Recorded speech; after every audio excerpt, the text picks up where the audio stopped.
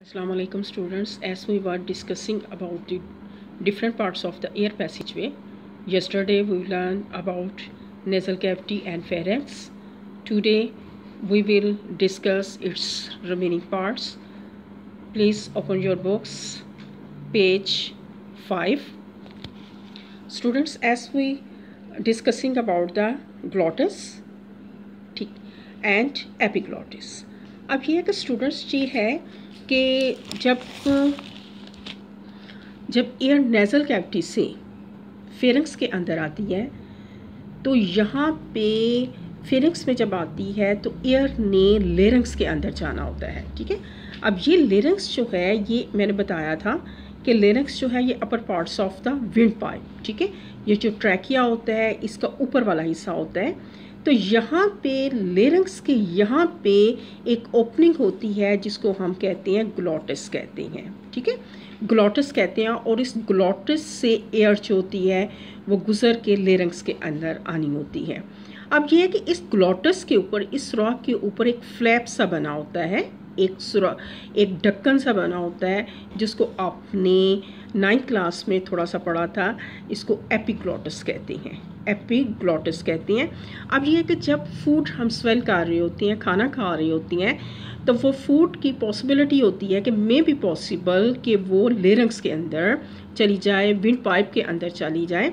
जो ही फूड आती है तो ग्लॉटिस के ऊपर एक ढक्कन सा आ जाता है जिसको हम कहते हैं एपिग्लॉटिस आते हैं, जिसकी वजह से फूड जो है वो फेरिंक्स के अंदर चली जाती है। ठीक है, तो ग्लॉटिस एंड एपिग्लॉटिस, ग्लॉटिस क्या था, एक ओपनिंग थी प्रेजेंट इन द लेरिंक्स के अंदर होती, और एपिग्लॉटिस क्या था, एपिग्लॉटिस जो है ये ग्लॉटिस के ऊपर एक कॉटिलेज का बना हुआ फ्लैप होता है, एक ढक्कन होता है, और प्रिवेंट करता है फूड को एंटर होने से विंड पाइप के अंदर, हवा की नाली के अंदर ड्यूरिंग स्वेलिंग करने के बाद। ठीक है, तो अब ये है कि हम इसके बारे में कह रहे थे कि glottis is a narrow opening at the floor of the pharynx which lead into the larynx. ठीक है, और the glottis is guarded by flap of tissues called epiglottis। ठीक है, तो ग्लॉटिस के ऊपर जो है वो फ्लैप होता है, ढक्कन सा होता है जिसको हम एपिग्लॉटिस कहते हैं। और एपिग्लॉटिस का फंक्शन क्या होता है कि ये फूड को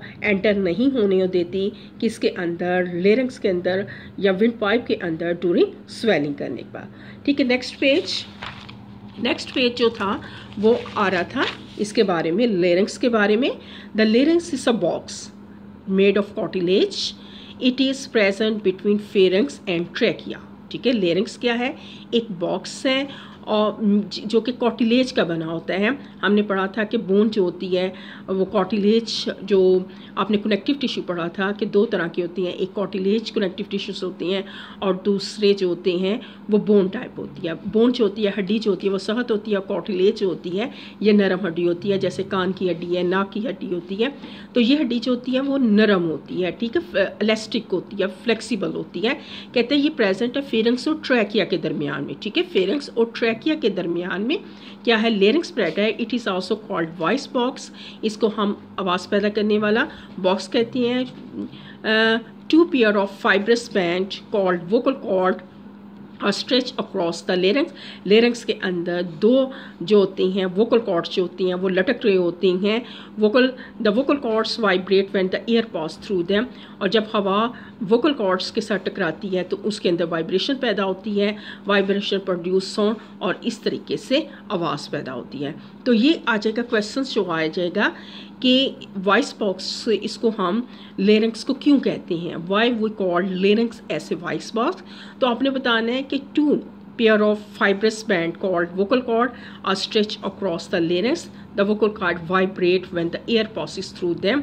The vibration produce sound, और इस तरीके से आवाज़ जो है वो प्रोड्यूस होती है। ठीक है, इस तरह से ये आवाज़ जो है वो प्रोड्यूस होती है। ठीक है, इसके बाद लेरिंक्स कॉन्टिन्यू ट्रैकिया, लेरिंक्स जो है ट्रैकिया के अंदर कॉन्टिन्यू करता है, which is called the windpipe. It is about 12 centimetre long tube which lies in front of the oesophagus. Oesophagus कहते हैं खाने की जो नाली होती है। There are C shape cartilaginous rings in the wall of trachea. Cartilage keep the trachea from collapsing even when there is no air in it. अब कहते हैं कि ट्रैकिया जो है क्या है कि ट्रैकिया ये, ठीक है, लेरिंक्स जो है वो कंटिन्यू कर रहा है, ठीक है, इसके अंदर ट्रैकिया के अंदर, और कह रहा है कि 12 जो है इसकी जो लेंथ जो आ रही है वो उसने कहा है 12 सेंटीमीटर लॉन्ग होती है, और उसमें उसने कहा है कि ये विंड पाइप हमें नज़र आता है और वो इस तरह से सी शेप्स कॉटिलीजियस रिंग्स होती हैं जो कि प्रेजेंट होती हैं, और ये यहाँ पे ये इस तरह से, जिस तरह ये स्टूडेंट्स ऐसे होता है कि जैसे पाइप वगैरह जो होते हैं, सिंक के नीचे पाइप होते हैं, बेसन के नीचे पाइप जो होती हैं, इस तरह से होते हैं। और अब ये है कि इसका ये बिल्कुल ठीक है, ये एसोफेगस आ जाता है, ठीक है, ये एसोफेगस आ जाता है, खाने की जो नाली होती है, खाने की नाली, एंड देन फिर उसके बाद जो आपने अपने स्टमक वगैरह स्ट्रक्चर्स पढ़ी थी उसके अंदर आ जाता है। तो कहते हैं कि जो ट्रैकिया है it's present in the front of the oesophagus, और सी शेप, ठीक है, सी शेप्स कॉटिलीजियस रिंग्स होती हैं। अब ये है कि जब इस कॉटिलीजियस रिंग का फ़ायदा ये होता है कि जब इस विंड पाइप के अंदर एयर नहीं होती तो ये क्लैप्स नहीं होती, इकट्ठे नहीं होती, ये इसके अंदर ये इकट्ठा नहीं होता। जैसे आप देखते हो वो बेसन का जो पाइप होता है, सिंक का जो होता है, जब उसमें पानी नहीं भी गुजर रहा होता तो वो क्लैप्स नहीं होता, इकट्ठा नहीं होता, ठीक है। तो ये ट्रैकिया का आ जाएगा। तो आपका क्वेश्चन जो है इसमें आ जाएगा right A note on trachea. तो आपने बताना है कि ट्रैकिया जो है इसको हम विंड पाइप भी कहते हैं, और इसकी लेंथ जो है वो 12 सेंटीमीटर होती है, और कहाँ पे प्रेजेंट होती है, एसोफेगस, सी शेप कॉटिलीजियस रिंग्स होते हैं इन द वॉल ऑफ ट्रैकिया। और सी शेप कॉटिलीजियस रिंग होने का फ़ायदा क्या होता है कि इसकी वजह से ट्रैकिया जो है वो क्लैप्स नहीं होता when there is no air in it, ठीक है। तो यहाँ पे आपका क्वेश्चन आ गया वोकल कॉर्ड के बारे में, वॉइस बॉक्स के बारे में, या ये है कि क्यों उसको हम लेरिंक्स को वॉइस बॉक्स भी क्यों कहा जाता है। और उसके बाद क्वेश्चन आ जाएगा ट्रैकिया के बारे में, ट्रैकिया डिफाइंड ट्रैकिया आ जाएगा, या फिर आ जाएगा क्वेश्चन आ जाएगा कि why C shape cartilaginous rings in the wall of trachea. तो आपने बताना है कि कॉटिली जो है ट्रैकिया को क्लैप्सिंग करने से मना करते हैं। इसके बाद ऑन ऑन्ट्रिंग द चेस्ट कैविटी, ठीक है, चेस्ट कैव कहते हैं सीने को, ठीक है। Trachea divide into 2 smaller tubes called bronchi, जिसका ब्रोंकस आ जाएगा। Bronchi also have cartilaginous plate in their walls, each bronchus enter into the lungs of its side and divide into smaller bronchi, ठीक है। कहते हैं कि जब ये जो है ये जो है सांस की नाली जो है, ठीक है, जब एंटर होती है चेस्ट के अंदर, ठीक है, चेस्ट के अंदर, ठीक है, ये चेस्ट जो है जिसके अंदर लंग्स वगैरह होती हैं, तो ये हो जाती है, डिवाइड हो जाती है इनटू 2, और उसको हम नाम देते हैं ब्रोंकस, ठीक है।